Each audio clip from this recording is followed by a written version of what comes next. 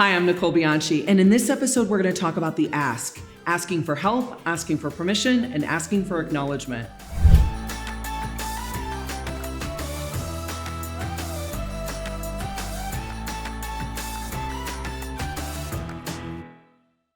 Asking for help seems so simple, but it's one of the toughest conversations for leaders to have.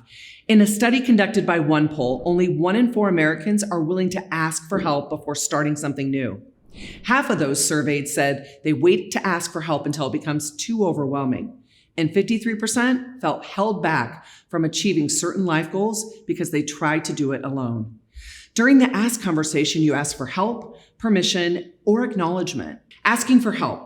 This is often the toughest ask because you must admit you need help on something and then decide who you're going to ask to help you. It can be especially difficult for leaders to ask their team for help because leaders feel they should have the answers or be experienced enough to do it on their own.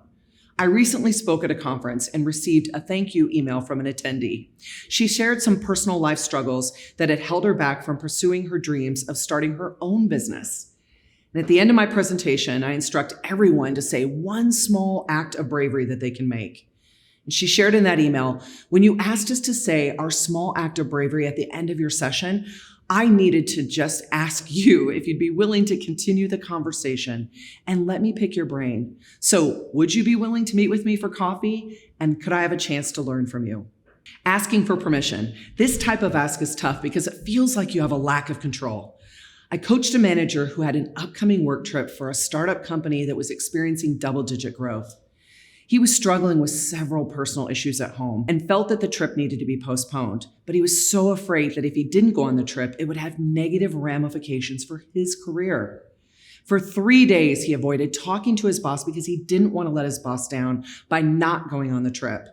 Finally, he had the ask talk, and he explained the situation at home and asked his boss for permission to postpone the trip. His boss agreed without hesitation and encouraged him to tend to his personal needs. Asking for acknowledgement. With this type of ask, you seek to understand. It can feel like you're trying to convince the other person to agree with your perspective, but acknowledgement can come without agreement. I coached a new leader at a university. Her boss had sent out budgets to the university department deans without sharing them with her. And when a dean had a question, my client couldn't answer them because she just didn't have the information. She was their leader too. And I coached her on asking her boss for acknowledgement, that she was being kept out of the loop.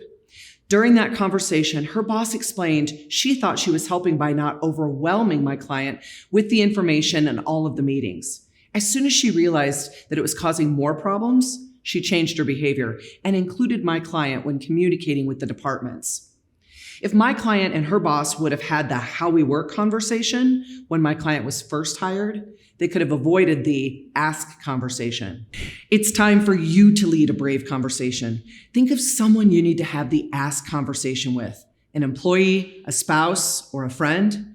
Maybe you ask your spouse to help you plan the next family vacation and divide the tasks so that you're both accountable for the trip going smoothly.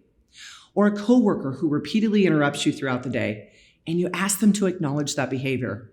Stay tuned for the next episode. I'm going to take you through the ask framework for asking for help, permission, and acknowledgement.